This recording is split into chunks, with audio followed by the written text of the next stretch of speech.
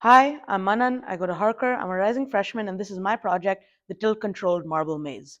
Now, finally, we have a working game, and this is completely done with all of my modifications. So let's have a quick demo. So remember, the CPX controller controls this and the two motors, so I can control it in the X direction and in the Y direction. And you can't see it, but there's a marble in here, and so people will be able to play this game a little touch from the retro times. So now for my modifications. I have two main modifications. Number one are these LED lights on this CPX board. You can see at equilibrium position, they're sort of a neutral color. But when I tilt it in the X direction, it becomes more of a reddish hue. So at the ends, it's sort of red. But when I tilt it in the Y direction, it has more of a greenish hue. And so the idea is when you tilt it in sort of both the X and Y direction, there's a yellowish hue. And so this is sort of what I've done with the LEDs. But you might be wondering why these three aren't lit up. And that's for my second modification. The second modification was the difficulty level.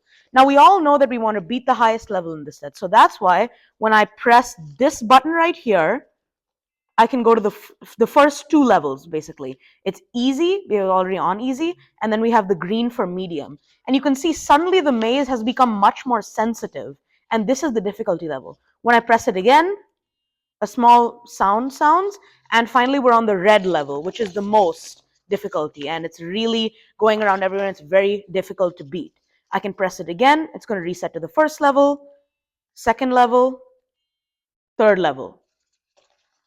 So I faced a lot of challenges while making both these modifications. Mainly, it's just the code. Without a sort of working instruction manual for these, it was very difficult to make these. And I think my best friend throughout this entire process was sort of the internet and the Adafruit website, which sort of took me through the code and such to modify my own code.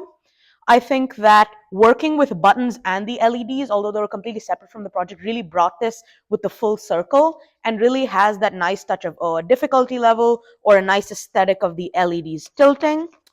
And I don't plan on adding more modifications, but perhaps I could add more like moving walls if I had more time, maybe like a servo here to like move the walls, or maybe a timed game where if they press the button 2 times, then a timed game could start. I'll definitely look into those. But so far, this is it, and I'm excited to showcase it on demo night. Thank you.